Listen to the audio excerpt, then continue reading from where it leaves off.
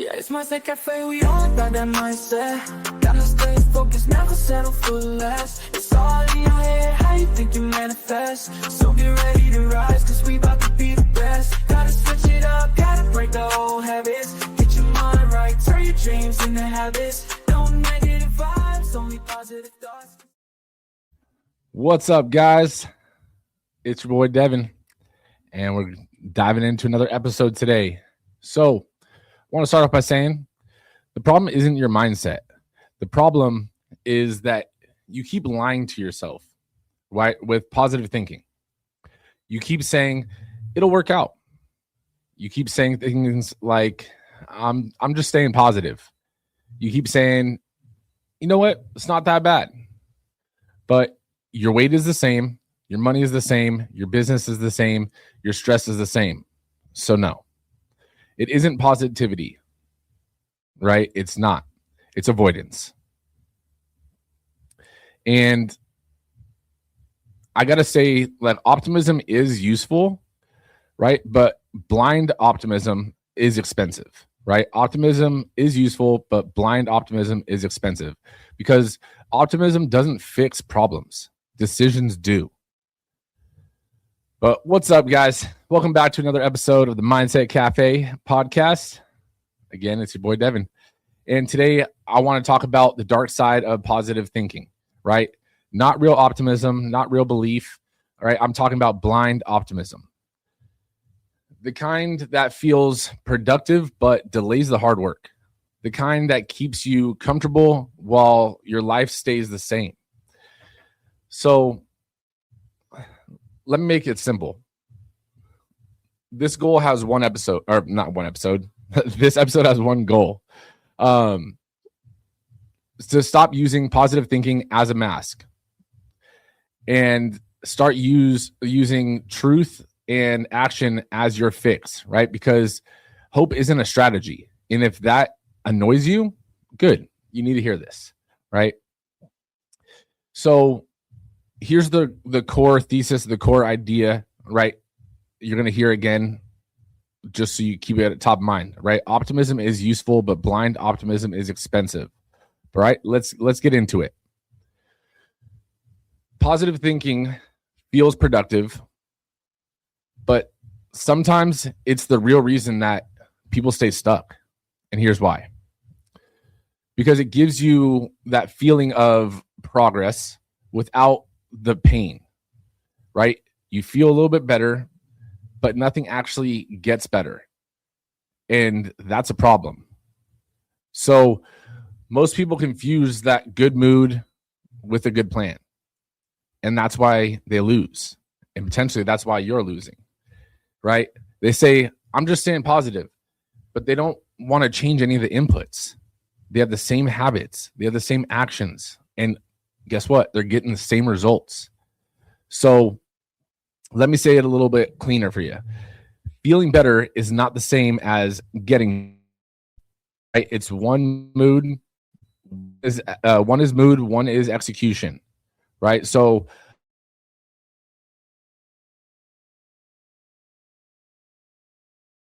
thinking becomes toxic when it replaces action, delays decision, or blocks honest self-assessment. That's it. 3 things. It replaces action, it delays decisions, and it blocks the truth. Because hope is not a strategy. Hope is a feeling. Strategy is a plan, right? With numbers, with deadlines. And if you don't have those numbers and you don't have those deadlines, then you don't essentially have a strategy. You have a wish. And is that wish going to come true? Who knows, right? Optimism is often used just to avoid the pain, not to solve the problems. So you'll say things to yourself like, it'll work itself out. I just need to stay positive. It's not that bad yet, right? That's not strength. That's delay, right? And with that delay, there's a cause and an effect. If you stay positive instead of precise, then the problem just grows because time keeps moving. Bills keep coming. Health keeps moving. The markets keep moving, right? Your competitors will keep moving. you're staying positive and refusing to be precise, so you're not moving. You're not protecting yourself. You're just feeding the problem, right? You are feeding the problem by staying blindly optimistic, right? So here's a line for you that's true, right? Positive people delay endings longer than anyone because they keep thinking it might just turn around. Let's just give it a little more time. I don't want to be negative, right? And it's like, come on, right? With business, you keep losing month, right? You keep a weak employee, but they have potential. You keep a bad, let's say you're in a business partnership, well, we've been through a lot, right? You're in a relationship, you stay in something that's clearly not working because, we've had good times. Like you're living in the past. Let's say for your fitness, you keep a broken plan because you're like, you know what? I'm going to lock in next week. It's like, really? If you haven't locked in yet, well, why not? But here's the truth about that, right? And I'm going to be a little bit blunt. Most failures don't explode. They bleed out slowly, quietly, month by month. While you're staying hopeful, essentially, and you're thinking, but I'm not giving up, so I haven't failed. It's like, nah. Sometimes you're not being persistent. You're just scared to end it. You're scared to change it, right? And that positive thinking becomes dangerous when you're lying to yourself. And then your optimism and you saying, well, I'm doing my best. Reality is asking you essentially, well, is it working? Right? You do your best, but if it's not working, then, there's kind of your answer, right? Most people hate that question, but it forces you to look at the numbers. It forces you to look at the results. And numbers don't care how positive you are. The numbers are the numbers. Numbers don't care how hard your week was or how many things you had to do, or your numbers don't care what you meant to do, right? So the rule for you is essentially if you can't look at the numbers, you're not being positive. You're being evasive. You're avoiding the truth because the truth would force you to change, and the truth hurts. And I just want you to know, if you can't track it, you can't improve it. Business, fitness, whatever, right? And that's not trying to be motivational. That's just the mechanics of success, the mechanics of growth, right? Reality is measurable in any aspect of life, right? I'll say it again. Your reality is measurable, right? In any area of life. So what I mean by numbers, here's some things, for example, like your weight, how many calories you're eating, how many steps you've got in, how many workouts you've done, how many hours are you sleeping. For business, what is your revenue? How many leads have you gotten in? How many calls were made? How many follow-ups? What is your close rate, right? What are the deadlines met? What are the deadlines missed, right? There's a cause and there's an effect. There's a cause and there's an effect to everything in life. If the numbers aren't moving, your mindset isn't the issue. Your inputs are. So don't sit there and visualize, fix the inputs. Visualizing isn't going to fix them for you. Change the game plan. Most people want to feel confident first, but winners earn their confidence by tracking and executing. They track actions, not their feelings. I don't give a shit how you feel. Are you doing what you need to do? So let me give you a simple scoreboard for this. 3 numbers. That's it, right? For fitness, the things you're going to track essentially are your weight trend, right? Are you going up or down? How many steps per day? How much protein you're eating per day? That's where you can start, right? For business, how many leads are you getting in per day? How many calls are made per day? And what was the cash collected for the week? If you don't track it, you don't control it. If you don't control it, you don't get to be surprised, right? If you don't track it, you don't control it. If you don't control it, you don't get to be surprised, right? Good vibes don't pay the bills. Good vibes don't pay the bills. Your execution does, right? And a lot of people want to use positivity like a blanket, essentially. They wrap themselves in content, podcast, motivational clips, vision boards, and quotes. And they might feel inspired, and you might feel inspired by that, but like that does nothing for you in terms of hard change, right? An entrepreneur example for you would be like you post motivation, you talk big, you plan, you redesign your logo, you tweak your bio on your social media handles, right? And you do the research of what you need to do, right? But then you avoid the things that are actually going to move the needle, right? Which is your cold outreach, your follow-ups, hard price changes, hard conversations, changing your offer, asking for the sale, right? That's the truth. Feeling good is easy. Getting better is not. And that's why most people value it so much, because they want to get better, and it's not easy. And if positivity does not lead you to action, it's not a tool. It's a drug, right? It's a drug to make you feel good right now.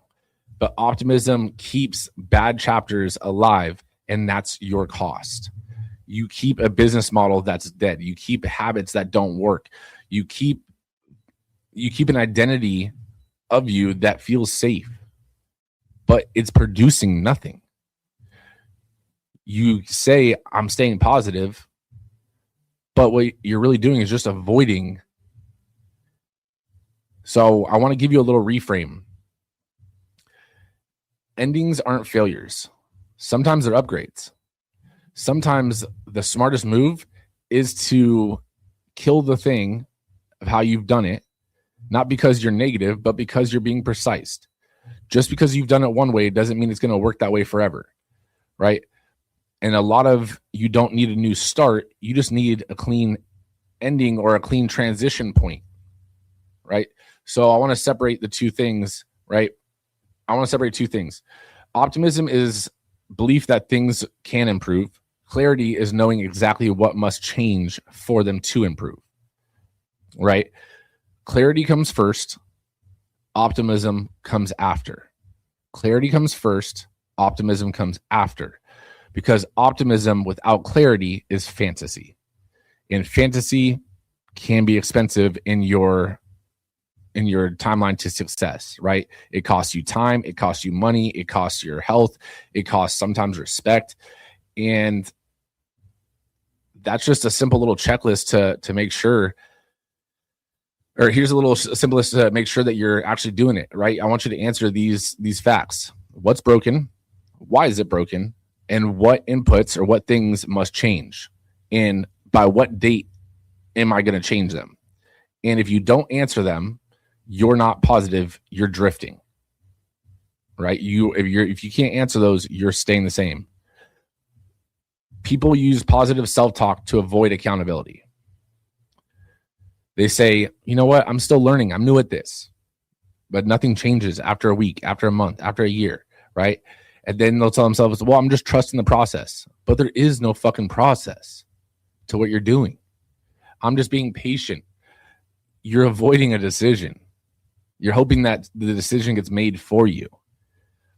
And here's a little that aspect. If nothing changes, it's not patience, it's procrastination. So stop fucking procrastinating. If you're thinking, but I'm trying, no. Trying without change is just repeating. Trying without changing something is just repeating the same cycle. You're going around in a hamster wheel, right? If you repeat the same week, you're not in the process, you're in a loop. So break the loop. You don't need better thoughts. You don't need better rules. You don't need, actually, I mean, it's because you don't need better rules, because rules remove emotion, right? And emotion can cloud your judgment. But I want to give you an example of that, let's say in business. If revenue is flat for 90 days, change your offer maybe, or change the wrapping to the offer. Not, let's stay hopeful. Change the offer, or change the wording of the offer, right? Fitness.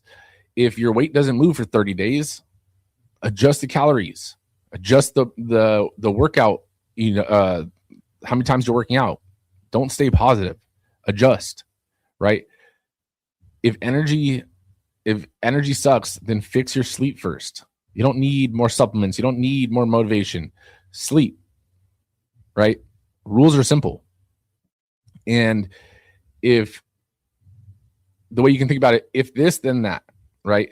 No debate, no mood, no story, right? If this, then that. What is the cause and what is the effect? How do I change it? If you can't track it, you can't improve it, right? So track metrics, then follow the rule. It's that simple, right? It is that simple. High performers are optimistic after they tell the truth, right? After they see the clarity in it, right? Because that's just the order. Truth or clarity first, the decisions second, optimism is third, and then execution, right? Optimism is fuel, but truth is the engine. Without the engine, fuel doesn't matter, right? I could give you a gallon of gas, but if you don't have a car to put it into, what is the gallon of gas worth, right? What does it do for you? Nothing. Winners don't stay positive, right? They stay honest. Then they work hard. And I'll repeat our thesis or our thought in the beginning again. Optimism is useful, but blind optimism is expensive. So I just want to bring that back to like the forefront of your brain, right? But now here's your challenge for the week, right? Pick one of these areas in your life, right? Just one, whether it's your business, whether it's your body, whether it's your relationship, your money, your health, right? Pick one and answer this honestly. What am I being positive, quote unquote, about instead of fixing? What am I being positive about instead of fixing? And then do this, right? Pick a metric, pick a deadline, pick a decision. It's that simple, right? It's that simple, right? Track one number daily for 2 weeks, 14 days, right? For fitness, let's say your weight, business, maybe your calls, or fitness again, steps, business revenue, sleep for business or for fitness, right?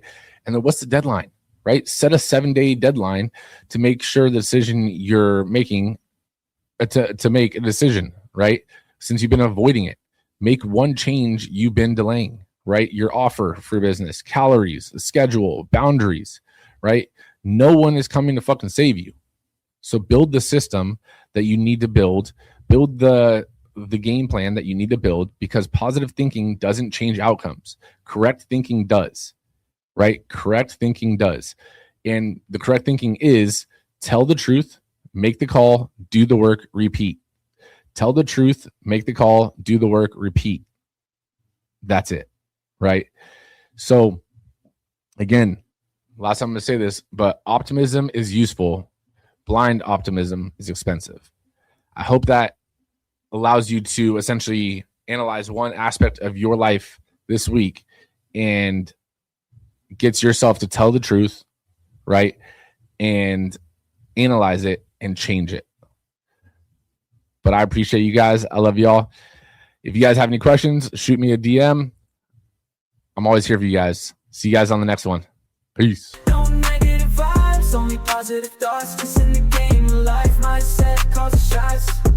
Got my mind on the prize, I can't be distracted. I stay on my grind, no time to